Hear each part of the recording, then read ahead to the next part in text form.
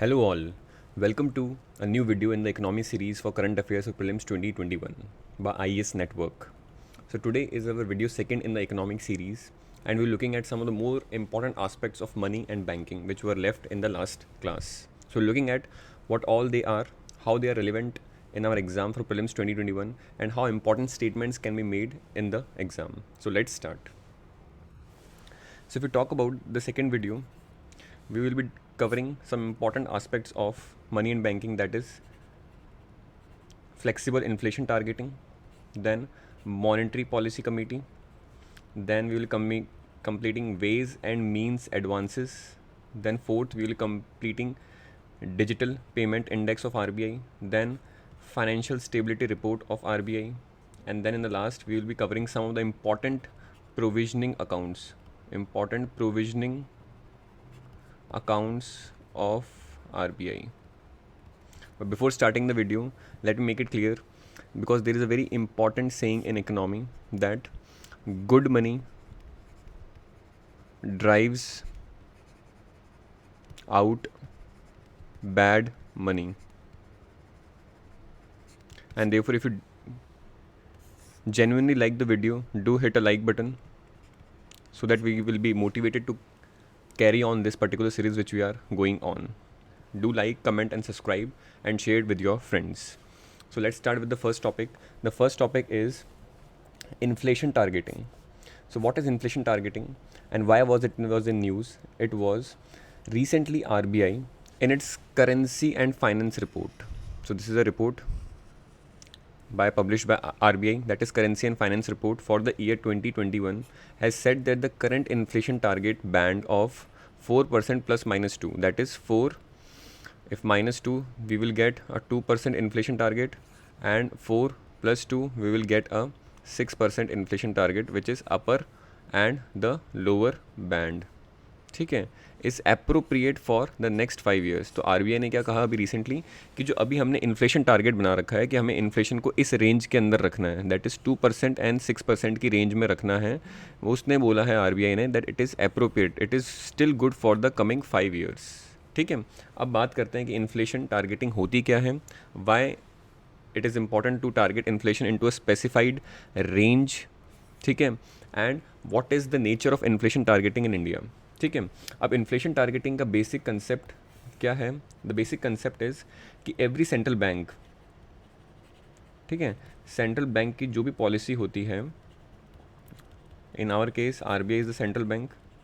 ठीक है, so every central bank has a policy mandate to adjust and maintain monetary policy. Monetary policy का mandate होता है किसके पास? हर सेंट्रल बैंक के पास. ठीक है, अब मॉनेटरी पॉलिसी का जो प्राइम ऑब्जेक्टिव है, क्यों मॉनेटरी पॉलिसी हर बार लेके आनी पड़ती है, क्या इसका ऑब्जेक्टिव होता है? The objective is to specify, to achieve a specific rate of inflation.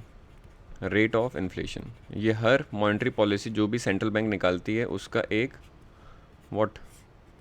एक गोल होता है, that is to achieve a specific rate of inflation. अब इन्फ्लेशन हमें बहुतों को पता है, but still some of you don't know that inflation is the continuous rise in the prices of goods and services. ठीक है, अगर हिंदी में कहूँ तो महंगाई. ठीक है, तो हर सेंट्रल बैंक का एक टारगेट होता है with the help of monetary policy कि वो अपने इन्फ्लेशन की जो रेट है बढ़ने की, उसको एक स्पेसिफिक लिमिट के अंदर, एक स्पेसिफिक रेंज के अंदर रखें. अदरवाइज़ महंगाई बहुत ज़्यादा बढ़ जाएगी तो then the poors will be on the worse side of their sustenance. तो फिर वो क्या है कि दिक्कत में आ जाएगा, ये होता है. तो इसलिए क्या है कि एक स्पेसिफिक रेंज में महंगाई को हमें कंट्रोल करना होता है. ठीक है, and this is been control by RBI with the help of its monetary policy. Now the second principle is कि inflation targeting is based on the principle which is that long term economic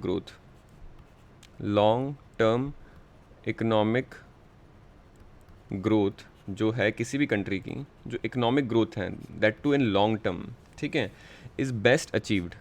इसको अगर अच्छे से achieve करना है तो this is best achieve if we maintain what? Price stability. Price stable रहे, ना कि वॉलेटाइल. ठीक है, and this price stability achieve by stability और achieving a specific rate of inflation. ठीक है, ऐसा नहीं कि प्राइस वॉलेटाइल है कि आज आपके कुछ पर्टिकुलर कमोडिटी 100 रुपीज़ पर केजी मिल रहा है और कल वो क्या हो जाएगा 250 रुपीज़ पर केजी। तो ऐसे क्या है कि लॉन्ग टर्म इकोनॉमिक ग्रोथ किसी भी कंट्री में नहीं हो पाती है। Therefore in order to achieve the long term economic growth the best way is to ensure that price remain stable and to ensure price remain stable the rate of unstable inflation should be in a specified range as been discussed by various experts. ठीक है, अब बात करते हैं inflation targeting दो type की होती है। Primarily it is of two type. First is strict. First कौन सी है? Strict inflation targeting. सेकंड कौन सी है? फ्लेक्सिबल। सेकंड है फ्लेक्सिबल इन्फ्लेशन टारगेटिंग। अब स्ट्रिक्ट वाली जो इन्फ्लेशन टारगेटिंग होती है उसमें the only objective is to achieve a target of making inflation rate into a certain range. ठीक है, सिर्फ स्ट्रिक्ट वाले में क्या रहता है कि एक रेंज के अंदर इन्फ्लेशन रेट को हमें रखना है, सिर्फ ये टारगेट होता है और कोई भी टारगेट नहीं होता है। फ्लेक्सिबल में क्या होता है? फ्लेक्सिबल में हमें स्ट्रिक्ट वाली चीज़ तो करनी ही है, we need to maintain the inflation rate into a particular range, but at the same time what other things are needed? The other things are that we can also talk about the stability of interest rate. Interest rate की भी हम क्या एक बात करते हैं flexible में। ठीक है, हम बात करते हैं कौन आउटपुट की भी, कि मैन्युफैक्चरिंग आउटपुट कैसा आ रहा है कंट्री के अंदर। हम बात करते हैं एम्प्लॉयमेंट की भी, ठीक है, कि वो कैसा आ रहा है। ठीक है, दैट मीन्स कि स्ट्रिक्ट के साथ साथ फ्लेक्सिबल के अंदर there are two objectives. The first objective is to maintain inflation target और टू अचीव इन्फ्लेशन टारगेट जो भी हमने टारगेट बनाया है पर्टिकुलर ईयर के लिए। And second also to achieve other economic growth outcomes. ठीक है ना, ये दोनों टारगेट होते हैं। तो इंडिया की अगर बात करी जाए तो इंडिया के अंदर what we have taken the mechanism, we have not taken the strict mechanism but we have taken the flexible inflation targeting mechanism. ये हमने इंडिया के केस में ले रखा है। अब बात करते हैं बैकग्राउंड क्या है। तो बैकग्राउंड के अंदर बात करें तो 2015 के अंदर आरबीआई और गवर्नमेंट ऑफ इंडिया के बीच में एक एग्रीमेंट हुआ ऑन अ पॉलिसी फ्रेमवर्क। ठीक है, और पॉलिसी फ्रेमवर्क के अंदर एग्रीमेंट क्या क्या हुआ इसको अगर हम बात करें तो this agreement was based on, ठीक है, आपको क्या करना है, you need to maintain a inflation target, ठीक है, फॉर अ स्पेसिफिक पीरियड, ठीक है, विच इज़ करेंटली 4% ±2%। ठीक है, ये टारगेट आपने एग्रीमेंट में एग्री किया, ओके किया। Second, to also look into the various economic growth parameters. ठीक है, बट फर्स्ट ऑब्जेक्टिव कौन सा है? टू मेंटेन इन्फ्लेशन टारगेट, और सेकंड हमें साथ साथ इन्फ्लेशन के साथ साथ हमें इकोनॉमिक ग्रोथ पैरामीटर्स को भी क्या है कि ध्यान में रखना है। And therefore India's inflation targeting mechanism is also called as flexible inflation targeting. ठीक है, ये क्लियर हो गया। 2015 में आरबीआई और गवर्नमेंट के बीच में एक फ्रेमवर्क हुआ। अब बात करते हैं 2016 की। देयरफॉर 16 के अंदर इसको फॉर्मलाइज कर दिया गया और we have started and adopted the flexible inflation targeting mechanism. और इस पर्टिकुलर मैकेनिज्म को एक स्टैट्यूटरी बेसिस प्रोवाइड करने के लिए हमने क्या किया है, जो आरबीआई एक्ट था 1934 का, उसमें अमेंडमेंट किए और उसमें ये चीज़ को हमने डाल दिया।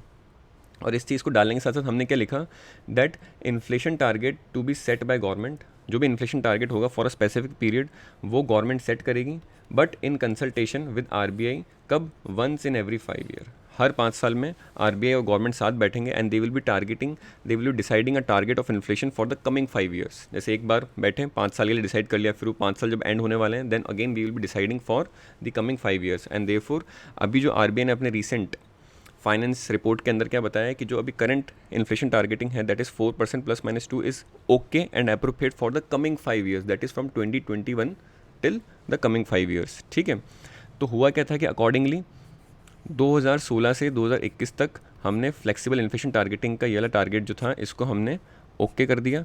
और ये जो टारगेट है, ये टारगेट 4 ±2% किसका निकालेंगे? That is of consumer price index. ठीक है, कंज्यूमर प्राइस इंडेक्स का हम क्या करेंगे, we will be targeting a inflation rate that is consumer price index का ये जो इन्फ्लेशन है ये ना तो 2 की लिमिट से नीचे जाना चाहिए, ना ही ये 6 की लिमिट से ऊपर जाना चाहिए. It should be between a range of 2 to 6 that is of 4. ठीक है, तो कंज्यूमर प्राइस इंडेक्स को हम इस तरीके से टारगेट करेंगे कि उसमें इन्फ्लेशन की जो रेट है वो 2 से नीचे ना जाए और 6 से ऊपर ना जाए. अब आरबीआई का स्टैंड क्या है in the recent RCF report, जिसमें उसने बोला है कि this inflation targeting is appropriate for the coming 5 years. तो उसने बताया कि जो इन्फ्लेशन का ट्रेंड है, ठीक है, तो इन्फ्लेशन का ट्रेंड है हैज़ फॉलन फ्रॉम 9%. पहले 9% इन्फ्लेशन रेट होती थी, महंगाई दर अगर हिंदी में बोलूँ तो, ठीक है, बिफोर फिट. ठीक है, 2016 से पहले 9% इन्फ्लेशन रेट थी, बट आफ्टर फिट ये क्या है कि इस रेंज में आ गया 3.8 to 4.3% में during fit, indicating 4% is the appropriate level for inflation targeting of the country. ये क्लियर हो गया. Inflation rate of 6% is the appropriate upper tolerance limit. ठीक है, and inflation rate below lower bound या फिर बिलो जो lower band है that is 2% can lead to is appropriate. और अगर 2 से नीचे चले जाएगा then it can actually cause inflation frequently dipping below the tolerance band. ठीक है, अब जिसको भी इन्फ्लेशन, ठीक है, इकोनॉमिक ग्रोथ,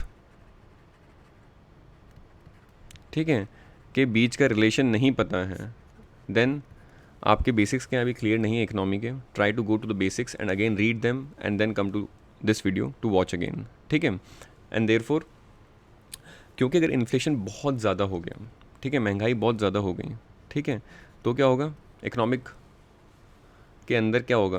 अगर इन्फ्लेशन बहुत ज़्यादा हो गया तो इकोनॉमी के अंदर क्या होगा, there will be what, too much money chasing too few goods. ठीक है, ये वाला इशू हो जाएगा क्योंकि लोगों के पास क्या है, महंगाई ज़्यादा हो गई तो लोग पैसे ज़्यादा देने के तैयार हैं, मगर उतने ही क्या है कि उस लेवल पे गुड्स बनना हमारे पास अभी तैयार नहीं हुए हैं. और इन्फ्लेशन अगर बहुत कम हो जाएगा, महंगाई दर कम हो जाएगी, ठीक है, तो क्या होगा हमारे पास, then it will be like to less money chasing what, more number of goods. तो both conditions are not feasible for a economy to grow on a healthy basis. ठीक है, ये क्लियर हो गया. अब आते हैं मॉनेटरी पॉलिसी कमेटी की बात कर लेते हैं. तो मॉनेटरी पॉलिसी कमेटी की बात अगर हम करें तो ये क्या है कि एक स्टैचूटरी इंस्टीट्यूशनल फ्रेमवर्क है under the reserve bank of India act 1934, जिसमें हमने अमेंडमेंट करके डाला था. ठीक है, इस मॉनेटरी पॉलिसी कमेटी, ठीक है, जो कि बनी है for looking up to all these inflation targeting mechanisms and all. ठीक है, ये क्या करेगी, इसका जो गवर्नर होगा आरबीआई का will be an ex officio chairman. Ex officio का मतलब, ठीक है, by the virtue that the governor of RBI will become a chairman of this committee as well. ठीक है, क्योंकि वो गवर्नर है आरबीआई का, देयरफॉर वो चेयरमैन भी बनेगा इस कमेटी का. इसका मतलब होता है एक्स ऑफिशियो. ठीक है, the monetary policy determines the policy rate also that is repo rate required to achieve a inflation target 4%. ठीक है, और ये टारगेट को अचीव करने के लिए we will be tinkering in the monetary policies. और मॉनेटरी पॉलिसी के अंदर हम क्वांटिटेटिव एस्पेक्ट्स को देखते हैं, तो उसमें हम क्या बात कर रहे हैं, repo rate, reverse repo rate. तो ये मॉनेटरी पॉलिसी क्या है कि उस इन्फ्लेशन टारगेट को अचीव करने के लिए यहाँ पर हर एक महीने में, एक साल में 4 बार बैठेगी and it will decide on the repo rate. ठीक है, and RBI appointed committee led by the then deputy governor Urjit Patel in 2014 recommended the establishment of monetary policy committee. ठीक है, तो किसके रिकमेंडेशन से आया था ये भी क्लियर हो गया है. इसका चेयरमैन कौन होगा ये भी क्लियर हो गया है. इसको रेपो रेट में चेंजेस करेंगे यहाँ पर करते हैं, और ये आरबीआई एक्ट के अंदर अमेंडमेंट करके बाद एक स्टैट्यूटरी बॉडी का इसको स्टेटस मिला है. Now second thing we will discussing is ways and means advances. Ways and means advances, why what was in news? It was in news because recently states like Kerala, Punjab, Bihar have said the Reserve Bank of India decision to allow 60% higher borrowing under ways and means advances compared to March 30 limit is an inadequate. उन्होंने बोला कि ये जो आपने limit बढ़ाई है veins and means advances के अंदर, ये अभी inadequate है, seeing the pandemic situation in the country getting worse. ठीक है, तो वेज एंड मीन्स एडवांसेस का मतलब क्या है, बोथ सेंटर एंड स्टेट्स, ठीक है, can borrow what, money from RBI, and this money का नेचर कैसा है, शॉर्ट टर्म में both centre and state can borrow money from RBI with the help of this ways and means advances option. अब इसको हम deep में देखते हैं क्या है, ठीक है। तो वेज एंड मीन एडवांसेस का हम पहले मैकेनिज्म देख लेते हैं। तो सेंटर और स्टेट्स क्या हैं, they can ask for money from RBI, ठीक है। So RBI will give them money, but RBI will charge a rate of interest on this money and this rate of interest will be equal to the repo rate prevailing at that time, ठीक है। वो repo rate 4.4%, 4% के आसपास हो सकती है। जो भी रेपो रेट उस टाइम पे चल रही होगी, उस रेपो रेट पे स्टेट और सेंटर को जब वापस रीपेमेंट करेंगे तब उसके साथ उतना इंटरेस्ट देना पड़ेगा, ठीक है। And why this mechanism was been introduce to bridge the temporary mismatches between expenditures and receipts, ठीक है। तो अभी कोविड के सिचुएशन में एक्सपेंडिचर तो क्या हो गए, इंक्रीजिंग हो गए स्टेट और सेंटर के, और रिसिप्ट्स क्या है, इनकम टैक्स और जो भी इकोनॉमिक एक्टिविटीज़ थी सब क्या स्टैंड स्टिल हो गई थी लॉकडाउन के कारण। तो वो क्या है कि रिसिप्ट्स जो रेवेन्यू था स्टेट्स का, सेंटर का, वो कम हो गया। देयरफॉर इसलिए यहाँ पर ये टॉपिक बहुत इंपॉर्टेंट हो गया था, that is ways and means advances. पिछले वाले प्रीलिम्स में भी we were expecting that this question might come, but it was not there, so it might be asked in this prelims. अब इसकी करेक्टरिस्टिक्स क्या होती हैं वेज एंड मीन्स एडवांसेस की, that is it is short term loan facility. This is short term, tenure क्या होता है 3 months का, लिमिट क्या होती है, अब इसकी लिमिट कितना पैसा दे सकते हैं, कितना पैसा दे सकते हैं RBI सेंट्रल स्टेट्स को, this limit is been defined by mutually decide by RBI and the government of India, ठीक है।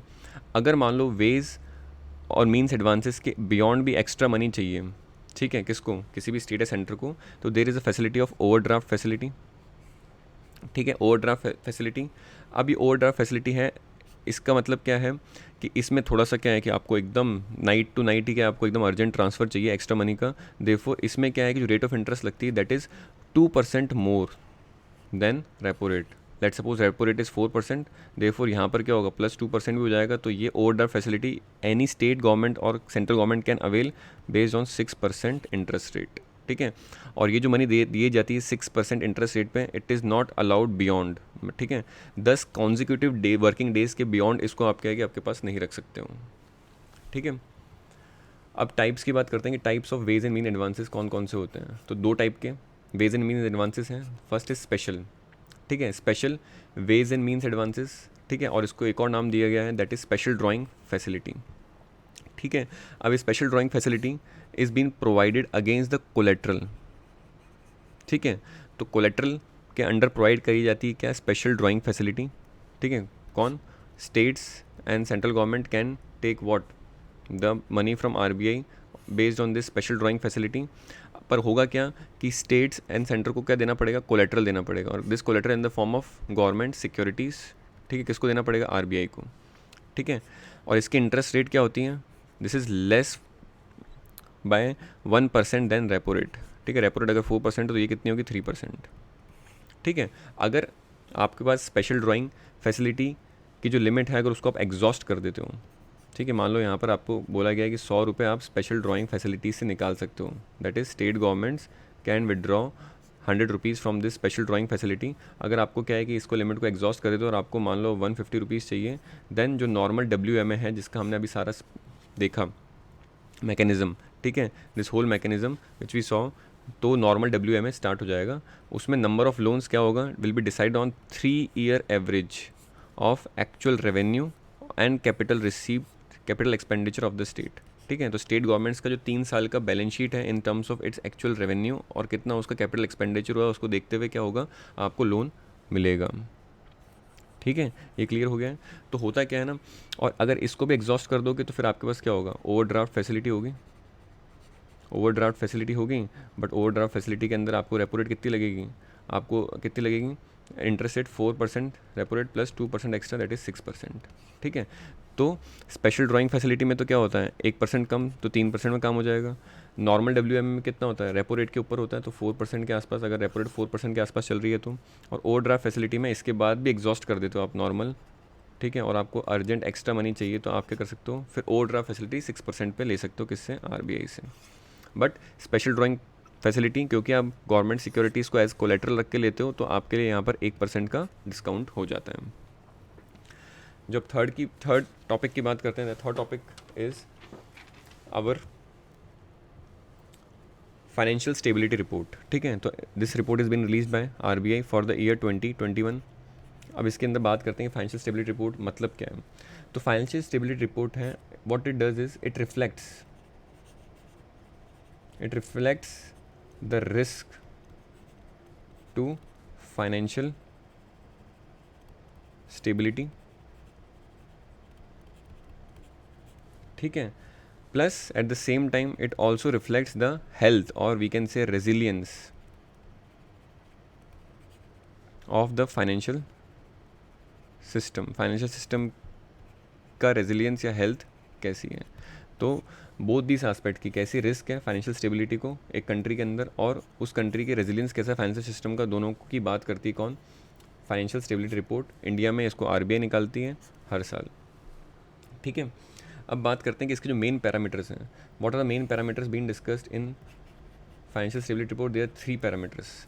फर्स्ट पैरामीटर क्या है, कैपिटल एडिक्वेसी रेशियो, और इसको एक और चीज़ से बोलते हैं capital risk weighted asset ratio, ठीक है। इसका मतलब क्या होता है कि कोई भी जो बैंक है उसके पास कितना बैंक का कैपिटल है, ठीक है, banks capital with the ratio of risk weighted assets plus current liabilities. कहने का मतलब है कि अभी किसी बैंक के पास कितना कैपिटल है in terms of its profit and deposits, eight the same time उसके पास कितने ऐसे असेट्स हैं जिनके ऊपर एक सब्सटेंशियल अमाउंट ऑफ रिस्क है, प्लस बैंक की कौन कौन सी लाइबिलिटी। बैंक भी लोन लेता है, ठीक है, बैंक भी क्या है कि आरबीआई से लोन लेता है, फ्रॉम डिफरेंट बैंक से लोन लेता है, ठीक है। तो कितनी लाइबिलिटीज़ हैं, बैंक ने भी क्या है कि डिपॉजिटर्स का पैसा ले रखा, तो वो भी क्या आता है, किसमें आता है, लाइबिलिटी के अंदर आता है। तो this is a ratio which is signifying that. तो इस पैरामीटर के अंदर, इस रिपोर्ट के अंदर क्या दिखा हमें कि मार्च 2020 में कैपिटल एडिक्वेसी रेशियो कितना था, 14.7% था, जो कि मार्च 2021 में आके 13.3 पे हो गया है। And in severe situation of covid and in severe situation covid it can drop till 11.8%, ठीक है। तो it is on a declining trend, ठीक है। And according to basal 3 norms, जो हमने लास्ट क्लास में बात करी थी, उसके अकॉर्डिंग क्या है, any financial institute should need to maintain a capital adequacy ratio of 8%, ठीक है। तो ऑल्दो हमारा ज़्यादा है but in future it can be declined, ठीक है। और उसको भी क्या कि 8 को रिसेंटली क्या कर दिया गया था, 9% कर दिया गया था। स्टिल 9 से भी अभी ज़्यादा है in terms of severe situation of Covid also, ठीक है। सेकंड जो पैरामीटर की बात होती है that is gross NPA, non performing assets. अब नॉन परफॉर्मिंग एसेट्स हमने लास्ट क्लास में देख लिया था क्या क्लासिफिकेशन होता है। यदि इफ़ जो भी आपने लोन दिया है, जो भी बैंक ने लोन दिया है, अगर उसका principal and interest payment if get delayed by 90 days, ठीक है, तो उसको क्या है, किस कैटेगरी में आता है, वो एनपीए के अंदर आता है। तो मार्च 2020 में 8.5% था ये, मार्च 2020 में 12.5% हुआ है, और RBI is projecting that till the year end it can get almost double due to the various people and clients and customers applying for moratorium and are not being able to repay the loan due to the lockdown situation and other financial hit being seen during the COVID crisis, ठीक है। जो third होता है that is PCA norms के अंदर banks थे, IDBI bank था अभी रिसेंटली जो कि बाहर हुआ है, that is provisioning coverage ratio, ठीक है। प्रोविजनिंग का मतलब क्या होता है कि बैंक जो भी लोन देता है, ठीक है, what ever loan bank gives, ठीक है, तो अगर इस लोन को देने के लिए, अगर this loan gets converted into a bad loan और there are chances for this loan to get been converted into a bad loan, ठीक है, तो बैंक क्या करेगा, अपने प्रॉफिट से एक पोर्शन निकाल के प्रोविजनिंग करेगा, ठीक है, एक पोर्शन निकाल के क्या करेगा, प्रोविजनिंग करेगा अगेंस्ट दीज बैड लोन्स, ठीक है, ताकि वो इतना प्रॉफिट से जो पोर्शन निकाल रहा है वो इतना रख ले ताकि मान लो कल को उसके सारे डिपॉजिटर्स पैसे मांगने आ गए तो that bank can repay the particular loan, ठीक है। तो क्या क्या कहा जाता है कि a provisioning coverage ratio of more than 70% is usually seen ideal, ठीक है। तो ये आइडल माना जाता है कि 70% से ज़्यादा अगर प्रोविजनिंग कर रखी है आपने against your bad loans, then it is an idle situation for a bank, ठीक है, ये हो गई बात हमारे पास पीसी नॉर्म्स की। तो this ratio is also on a declining trend according to RBI. और आरबीआई ने इस रिपोर्ट में और क्या कहा है, आरबीआई सेड कि there is a stark disconnect between what financial markets like stock exchange and all and the real economic situation। ठीक है, इकोनॉमी के अंदर there is unemployment, there is not particular growth. So but in share market the share markets are going at their all time life time high. तो वो भी एक क्या है कि स्टार्क डिस्कनेक्ट है जिसने एक्सप्लोर किया उसको फाइनेंशियल स्टेबिलिटी रिपोर्ट आरबीआई की ना। अब बात करते हैं हमारे पास जो 4 पॉइंट है that is digital payment index. ठीक है, क्या है डिजिटल पेमेंट इंडेक्स, कब आया है और इसका क्या रैशनल है, वो उसकी बात करते हैं। तो डिजिटल पेमेंट इंडेक्स है, this is also been release by RBI. ठीक है, आरबीआई रिलीज़ करता है। What is the main objective of this, to capture what extent of digitalization of payments, मतलब जो पेमेंट की इंटेंसिटी या फ्रीक्वेंसी है उसका कितना परसेंट डिजिटलाइज्ड हो गया है, इसको चेक करता है अक्रॉस द कंट्री। ठीक है, दैट इज़ क्लियर। अभी कब आया था डिजिटल पेमेंट इंडेक्स, ठीक है, it came on semi annual basis. ठीक है, तो ये क्या है, सेमी एनुअल बेसिस पे पब्लिश होता है, रिलीज़ होता है ये। ठीक है, then another thing is it took March 2018 as its base year. ठीक है, मार्च 2018 को क्या लिया गया है, बेस ईयर लिया गया है। दैट इज़ इसका जो स्कोर है मार्च 2018 का जो DPI स्कोर है उसको क्या मान लिया गया है, 100 फॉर रेफरेंस। ठीक है, और इसके अकॉर्डिंगली जो सक्सेसिव कमिंग ईयर्स हैं उसका हम DPI स्कोर निकालेंगे।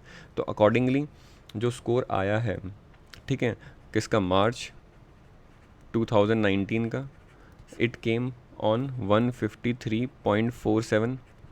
ठीक है, और जो मार्च 2020 का स्कोर आया है it came on 207.84 which is a tremendous increase, all thanks to the COVID situation that people are now resorting towards digital payments due to behavioral changes and also due to the other constraints being seen due to the aspect of social distancing। अब ये digital payment index से किस पे release होता है, it is been released on the basis of 5 parameters. अब 5 parameters के अंदर क्या है कि कुछ पेमेंट एनेबलर्स हैं जिनको 25% वेटेज दिया गया है स्कोर निकालने के लिए। कुछ पेमेंट इंफ्रास्ट्रक्चर की चीज़ें हैं जो कि डिमांड साइड फैक्टर को इन्फ्लुएंस करती है, उनको 10% दिया गया है। अगेन कुछ पेमेंट इंफ्रास्ट्रक्चर की चीज़ें हैं जो कि सप्लाई साइड फैक्टर्स को इम्पैक्ट करती हैं, उनको 15% दिया गया है। देन पेमेंट परफॉर्मेंस को 45% दिया गया है एंड देन कंज्यूमर सेंटिसिटी को 5% वेटेज दिया गया है। You don't need to remember the weightage but just need to remember the parameters, कौन कौन से पैरामीटर्स लिए गए हैं। अब अगर इसकी बात करें तो these are all the particular parameters, ये जो 5 पैरामीटर थे ये दे रखे हैं। अब इनके अंदर किस तरीके से कौन सी चीज़ें क्या है कि इम्पैक्ट करने से, पेमेंट एनेबलर के अंदर कैसा इंटरनेट कनेक्शन है, मोबाइल इज़ देयर और not, what is the frequency and digital penetration of mobile in the particular area, Aadhaar linked है या नहीं है, बैंक अकाउंट्स में इंटरनेट कनेक्टिविटी है या नहीं है, पार्टिसिपेंट्स, मर्चेंट्स, इन सब की बात होती है। So these are further categorization in these 5 parameters. You don't need to remember the sub parameters, only parameters will be important। Now the last particular topic we have today is that is risk provisioning accounts of RBI। risk provisioning accounts of RBI। अब बात क्या हुई है कि RBI ने recently RBI has transferred rupees 73,000 crore to its contingency fund। ठीक है, contingency fund में आरबीआई ने ट्रांसफ़र किए हैं अपने 73,000 करोड़। अब आरबीआई ट्रांसफ़र किससे करेगा, जो भी आरबीआई क्या कि साल में सरप्लस या प्रॉफिट बनाता है, ठीक है, उसमें से आरबीआई ने क्या किया कि 73,000 करोड़ किस में ट्रांसफ़र कर दिया, कंटिजेंसी फंड में। अब बात करते हैं कंटिजेंसी फंड क्या होता है।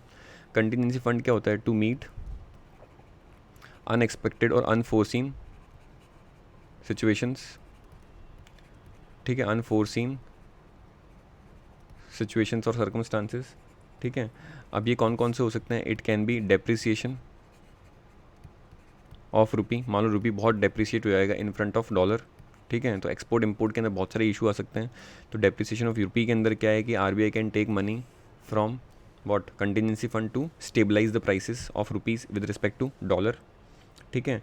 Then risk arising out of exchange rate policies, risk associated और arising out of exchange rate policies में फ्लक्चुएशंस आ जाएँ ड्यू टू ग्लोबल इंस्टेबिलिटी, ठीक है, as was the case in global financial crisis of 2008, ठीक है, एट ग्लोबल लेवल, ठीक है, ये चीज़ें हो गई।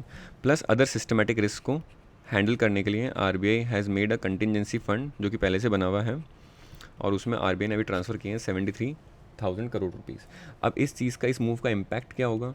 इम्पैक्ट ये होता है कि आरबीआई क्या है कि ये जो सरप्लस होता है ये किसको ट्रांसफ़र करता है हर साल? गवर्नमेंट ऑफ इंडिया को, ठीक है, as a dividend, as a dividend. क्यों करता है? Because there is an section, there is a section 47 of RBI Act which says that whatever is the surplus or profit available with RBI, the RBI has to transfer it to the government of India. तो what now analysts are saying कि ये जो RBI ने अपने contingency fund में डाल दिया इतना पैसा, तो अब गवर्नमेंट को इस साल कितना रुपए कम मिलेगा? The government will get 67.5% less dividend, ठीक है, इन 2019-2020 as compared to last year, as compared to last year, ठीक है, तो इसको कम मिलेगा। तो होता क्या है कि आरबीआई का जो भी सरप्लस होता है, प्रॉफिट होता है, उसमें से आरबीआई क्या है कि अपने कंटिजेंसी फंड के अंदर और भी जो सारे अकाउंट्स हैं उनके अंदर जितना भी उसको रिस्क मैनेज करने के लिए पैसा चाहिए होता है, जैसे currency and gold revaluation account है, इन्वेस्टमेंट रिवैल्यूएशन अकाउंट है, इन सब में डालने के बाद जो भी उसको पैसा बचता है, according to section 47 of RBI act, it needs to transfer the same to the government of India as dividend, ठीक है, ये होता है। बट अब क्या है कि इस बार इसने इतने सारे पैसे यहीं ट्रांसफ़र कर दिए कंटिजेंसी फंड में, looking at the situation of corona and the subsequent financial risk associated with it. तो क्या हुआ है कि अब गवर्नमेंट को इस साल 67.5% पैसा कम मिलेगा as compare to the last year, ठीक है। अगर और आरबीआई अकाउंट्स की बात करें तो these are other RBI accounts, that is currency and gold revaluation account, ठीक है, इसमें आरबीआई कुछ पैसा डालता है। मान लो गोल्ड प्राइस में बहुत ज़्यादा फ्लक्चुएशंस आ गया ग्लोबली, तो इसमें क्या है कि आरबीआई इसमें से पैसा लेके उसको स्टेबलाइज कर सकता है। देन इन्वेस्टमेंट रीवैल्यूएशन अकाउंट, इसमें क्या है कि फॉरेन सिक्योरिटीज़ में जो इन्वेस्टमेंट कर रखा है आरबीआई में और उनमें बहुत ज़्यादा फ्लक्चुएशन आ जाता है गवर्नमेंट एट ग्लोबल लेवल, तो क्या है कि आरबीआई इसमें जो पैसा डाल रखा है उससे उसको स्टेबलाइज कर सकता है। Then another fourth account is investment revaluation rupee securities account. Rupee securities के अंदर जहाँ भी आरबीआई ने इसको प्लेज कर रखा है या जहाँ भी आरबीआई ने इसको खरीद रखा है, अगर इसमें फ्लक्चुएशंस आते हैं तो इस अकाउंट में जो भी पैसा पड़ा होगा उससे इसको स्टेबलाइज कर सकता है। तो दीज आर 4 अकाउंट्स, ठीक है। First is contingency fund account, second is gold related account, third is investment revaluation account with respect to foreign securities, and fourth is investment revaluation account with respect to rupee securities, ठीक है। Similarly RBI ने क्या decide किया है कि RBI is also decided to maintain contingency risk buffer, ठीक है, कभी भी कोई पर्टिकुलर कंटिजेंसी अनएक्सपेक्टेड सिचुएशन आती है तो उसके लिए एक रिस्क बफर का उसने एक पर्टिकुलर टारगेट निकाला है, and that risk buffer should be 5.5%, ठीक है। These are for operational risk and monetary and financial stability of the particular country. तो इसका कंटिजेंसी रिस्क बफर आरबीआई ने has taken a target of 5.5%, ठीक है। इतना वो मेंटेन करके चलेंगे अपने सरप्लस में से, किस चीज़ का? कंटिजेंसी रिस्क बफर को, ठीक है, for any unexpected situation looking after the COVID crisis, ठीक है। So this was all in our video second in the economy series. We will be covering more aspects in the coming sessions on economy, and do like the video, do share it with your friends, and do let us know what all improvements we can do in the coming videos. So thank you and have a nice day.